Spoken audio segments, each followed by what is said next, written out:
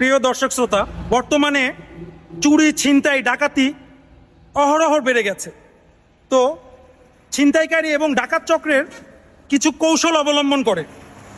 সেই কৌশলের মধ্যে উল্লেখযোগ্য দু একটি কৌশল আমি আপনাদের সামনে তুলে ধরতেছি। যেই সতর্কতা অবলম্বন আপনি আমি করলে অধিকাংশে তাদের এই পাতা ফাঁদ থেকে আমরা রেহাই পাব। তার মধ্যে প্রথমত হচ্ছে এই ধরনের ইটা, পাথর বা লোহার টুকরা এই ব্যস্ততম মহাসড়কে যখন সন্ধ্যার দিকে এই গাড়িগুলোর চাপ অনেক অংশে বেড়ে যাবে, তখন এই ধরনের ইটা, পাথর বা লোহার টুকরা ট্রাক, প্রাইভেট কারকে লক্ষ্যবস্তু করে সজোরে আঘাত করে। তখন যখন এই বডির মধ্যে টাং টং জোরে এরকম আওয়াজ হয়, তখন প্রাইভেট কার গাড়ি চালক দেখা যাচ্ছে প্রাইভেট কারের ব্যাকলাইট ভেঙে যায় বা বডির মধ্যে ট্যাপ করে তখন। আর এবং কভার ভ্যান, ট্রাকের মধ্যে যখন আওয়াজ হয় তখন গাড়ি চালক বিভ্রান্তিতে পড়ে সে তৎক্ষণাৎ সেইখানে গাড়ি ব্রেক করে। ব্রেক করলেই এই ঠিক তার পাতা ফাঁদে আমরা পা দিলাম। তখন এই গাছের ঝোপঝাড়ের আড়ালে সংঘবদ্ধ ডাকাত চক্র পোত পেতে বসে থাকে। তখন তারা গাড়ি এবং জানমালের উপরে হামলে পড়ে।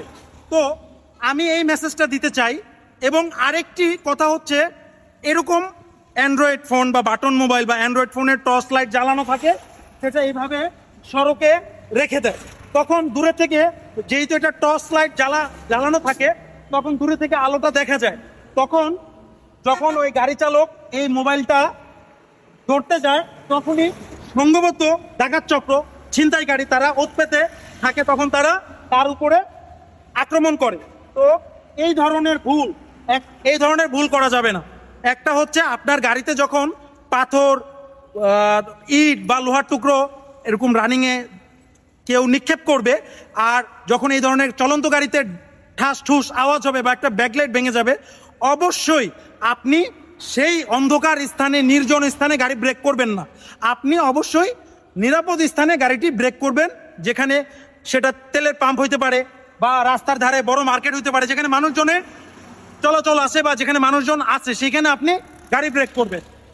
আপনার এই ধরনের সচেতনতায় আপনার আমার সর্বোচ্চ সচেতনতা অবলম্বন করে এবং সঠিক পদক্ষেপ নিয়ে এই ধরনের দুষ্কৃতিকারীর পাতা ফাঁদ থেকে আপনি আমি পরিত্রাণ পেতে পারি। ধন্যবাদ।